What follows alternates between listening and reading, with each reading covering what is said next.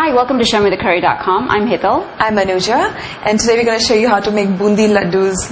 Now this is a very festive item, and I think any occasion, Ladoos are so synonymous with having fun, celebrating, and just living up life. Alright, so let's get started with this easy recipe. Right.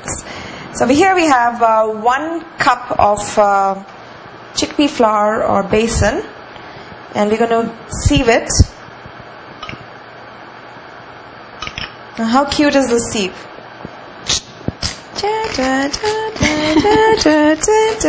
Make sure Jack in the Box doesn't pop out. And it's important to sieve actually because it'll help prevent a lot of lumps when you're making the batter. And to this we're going to add 1 tablespoon of clarified butter or ghee, half a cup of water. Now this is regular water, and mix. Again, going to make sure there's no lumps. So while our batter is being mixed, I have a pot over here, and we're going to make the sugar syrup for this. So we have 1 cup of sugar, a pinch of saffron, and 3/4 of a cup of water. Now we're going to switch the flame on to a medium, and we're going to cook the syrup for approximately 9 to 10 minutes on a medium flame. And the temperature you're looking for if you're using a candy thermometer is between like 210, 215 degrees. And when it comes to that, then we're going to turn it down to a little simmer, like a very low simmer, and cook it for just about 3 or 4 minutes more. And the batter is ready. This is like perfect consistency. It needs to be of the dripping consistency. And over here we have started heating up the oil for frying the boondi. So our sugar syrup was cooking for 9 minutes, and now the flame is on an absolute simmer. We're going to let it go for about 3 to 4 minutes more. So it's been 4 minutes. You're going to turn that off. Now, a lot of times when we hear of sugar syrups, we hear 1 thread, 2 thread, half a thread. You know, what exactly does that mean? So here's how you tell what a thread is. You take a little bit of the syrup and make sure it's cooled down. So you don't want to touch this right now, it's very hot. So just cool it down. And then just take your finger and take a little bit of that syrup onto your forefinger and thumb.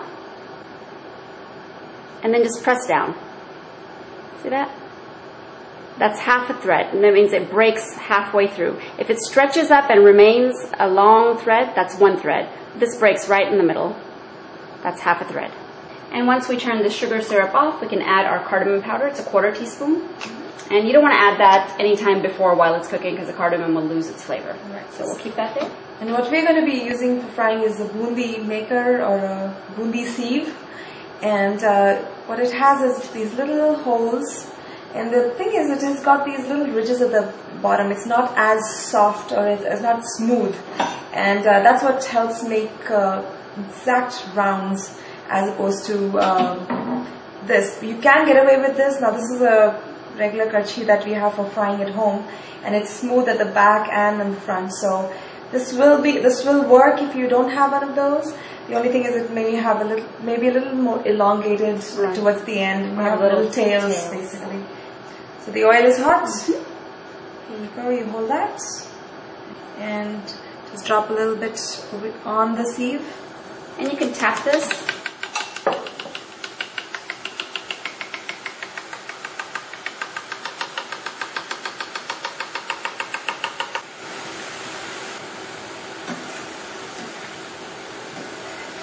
These boondis fry really fast because, you know, they're so tiny. So you just look for a golden color and you can pull them out then. So we're going to take the boondis out, as many as you can each time. And they're going to go directly into the sugar syrup.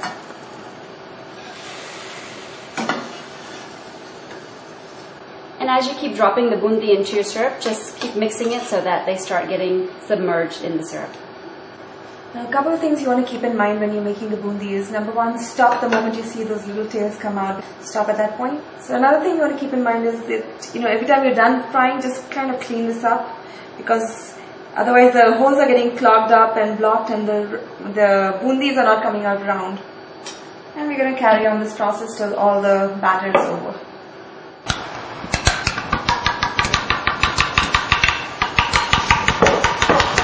you can also help the batter along by just rotating your spoon across like that, and it helps it go down.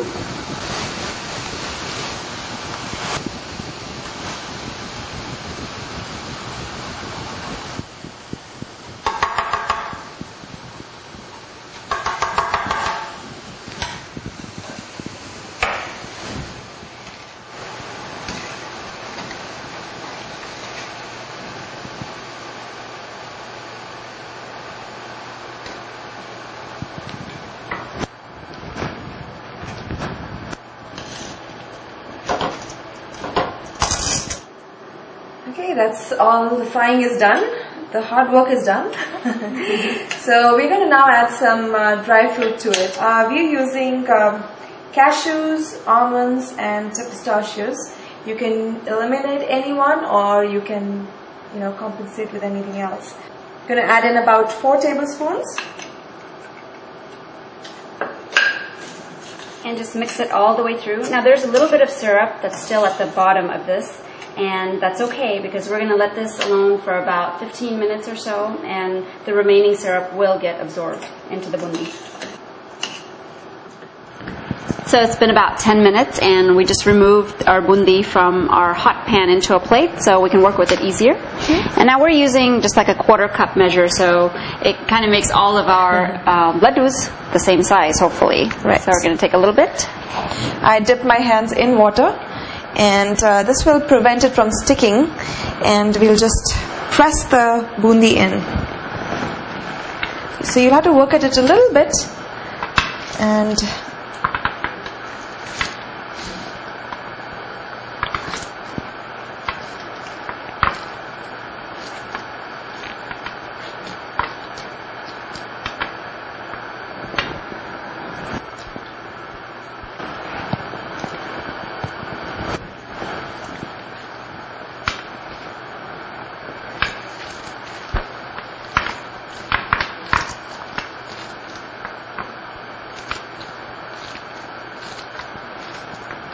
You definitely want to start forming the laddus while the mixture is still a little bit warm. Make sure it's not hot where you're going to burn your hands, but if you wait too long, then they're actually not going to stick together. Then you'll have just separated bundis, sweet bundi. And those taste good as well. So. It does. Takes a little bit of practice, but if you can do it, it's okay. It's not a wasted effort. So this really is a pretty simple recipe. I think the only part is the sugar syrup. You have to get it right on. If you overcook that syrup, it's going to crystallize the sugar and your bundi won't come together. If you undercook it, the bundi won't stick together. Right. It's not sticky enough for it to stick together. So if you get it right on a couple of times, if you mess up, like Anuja said, you can still have sweet bundi, it's okay, but you will get it. So our laddus are formed, but here's a little observation that we noticed, that we formed them one time and this is how they were. And then we just gave them another couple of minutes to just settle down. And then if you form it again, press it in a little bit more, like we did here. Look at the difference. It just looks a little better. And the grains actually go inside rather than poking out and looking uneven. So our recipe made about 15 nice small size laddus, but if you want a little bigger laddu, it'll probably make about 12 big ones, about 15 smaller size ones. So the laddus are ready, and they were a lot of fun making. Absolutely. But I did want to mention, a lot of people have asked for motichur laddus. And actually it's the same thing. You just need the sieve that we use to drop the bundi into the oil. Those holes are just smaller. Right. So if you happen to find one, we didn't find one. And we didn't need more than one. So if you happen to find one with smaller holes, you can make motichur laddus, same recipe.